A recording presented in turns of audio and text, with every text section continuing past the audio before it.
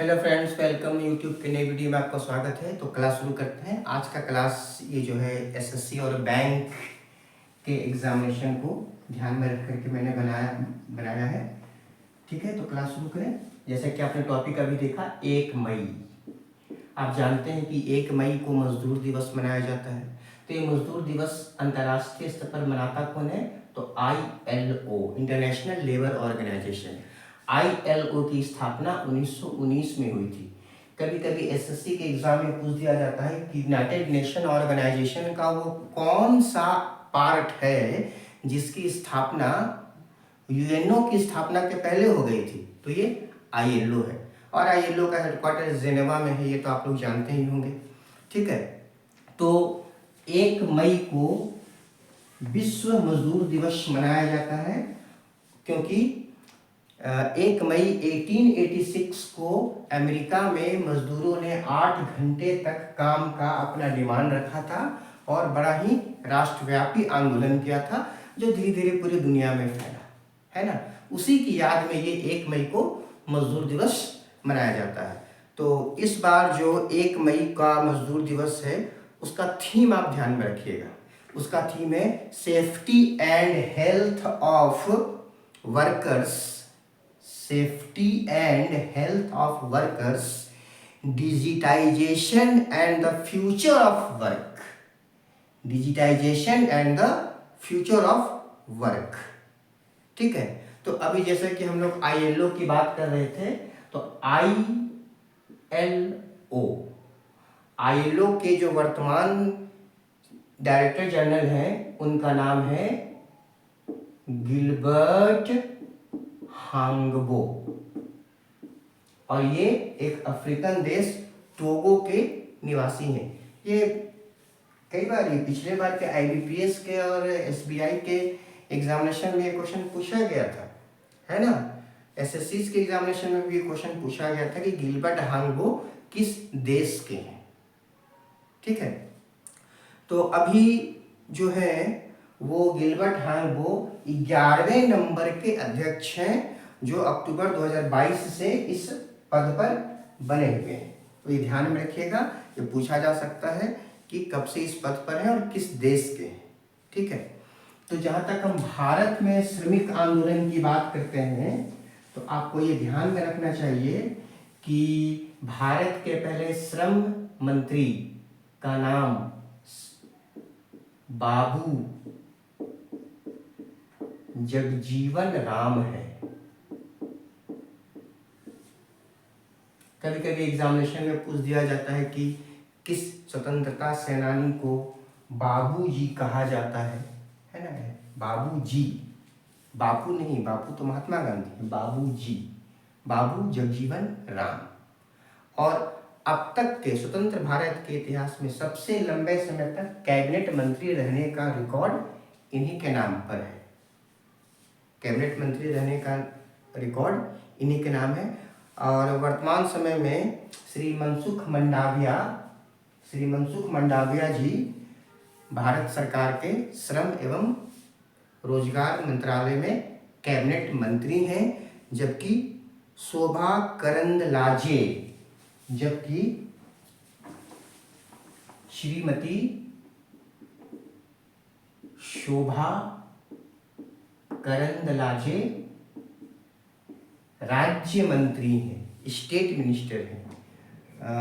मंत्रालय में जो छोटे मंत्री होते हैं स्टेट मिनिस्टर हैं।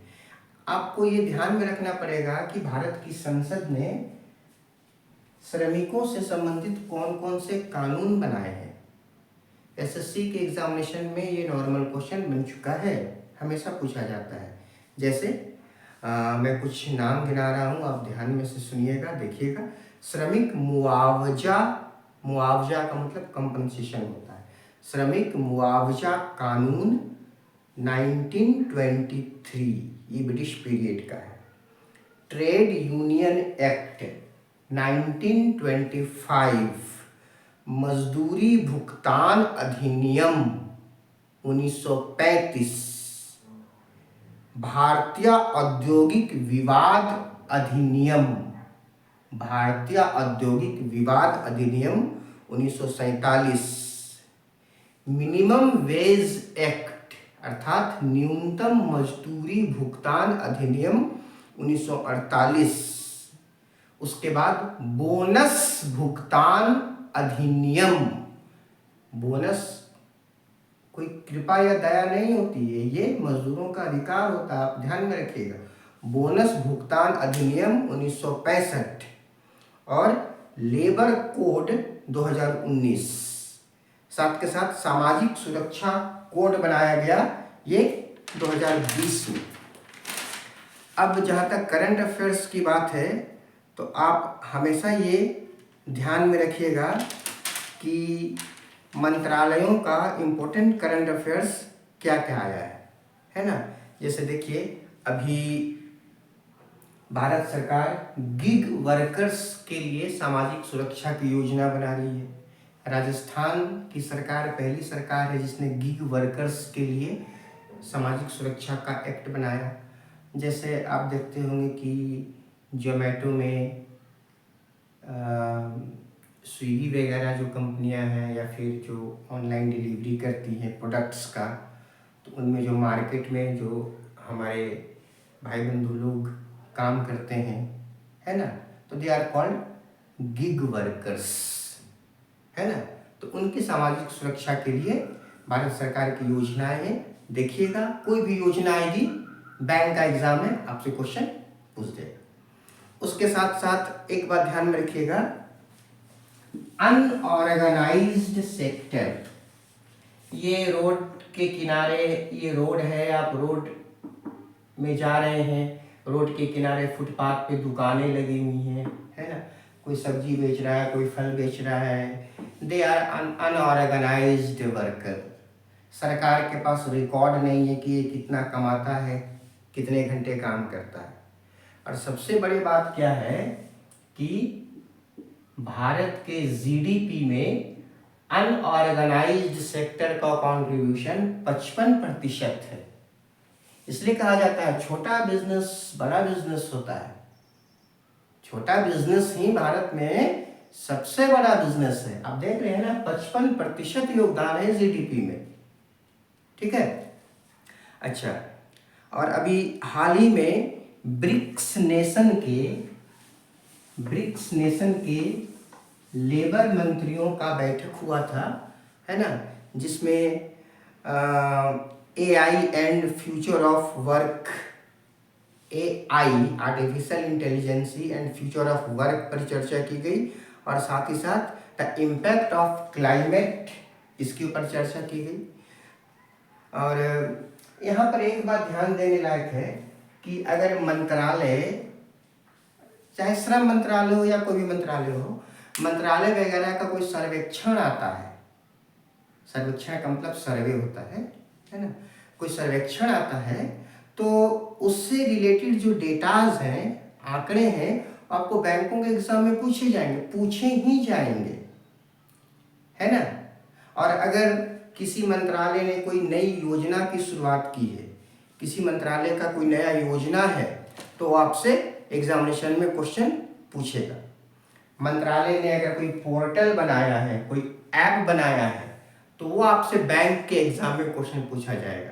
जैसे अभी क्योंकि लेबर मिनिस्ट्री की बात हो रही है, तो ई श्रम पोर्टल, श्रम सुविधा पोर्टल, विवादों के निपटान के लिए समाधान पोर्टल, है ना, ये सब है।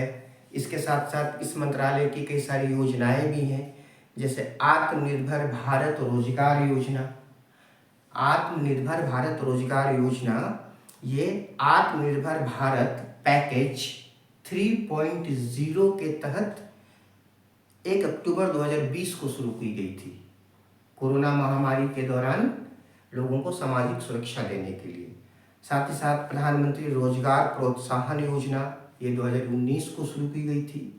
राष्ट्रीय कैरियर मिशन है, राष्ट्रीय कैरियर सेवा है, पीएम श्रमयोगी मानधन योजना है। ऐसी योजनाएं कब शुरू की गई? अगर इन योजनाओं का एक्सटेंशन हो जाता है, सरकार इसको बढ़ा देती है, या इन योजनाओं में कोई परिवर्तन हो जाता है ना, कोई थोड़ा बहुत चेंज कर दिया गया तो वो एग्ज़ाम में क्वेश्चन बनेगा। आपको आइडेंटिफाई करना पड़ेगा, खासकर बैंक के एग्ज़ाम के लिए मैं बोल रहा हूँ, आपको आइडेंटिफाई करना पड़ेगा कि हाँ यहाँ से क्वेश्चन हिट करेगा, यहाँ से क्वेश्चन बनेगा, है ना। तभी आप सुविधाजनक तरीके से पढ़ सकेंगे और सिलेबस लिमिट हो जाएगा। वैसे स्टूडेंट जो लोग गूगल मीट का क्लास करते हैं या जब मैं कोचिंग में पढ़ाता था तो जब मेरा बैंकिंग का क्लास होता था तो उस वक़्त जो स्टूडेंट जिन्होंने बैंकिंग का क्लास किया तो उनको पता है कि किस तरह से क्वेश्चन एग्जामिनेशन में हिट करता है, टॉपिक कहाँ से पकड़ना चाहिए। ठीक है, तो आज इतना ही रहने देते हैं, पढ़ते रहिए, अच्छे से एग्जाम दीजिए, मिलते हैं फिर नेक्स्ट वीडियो में।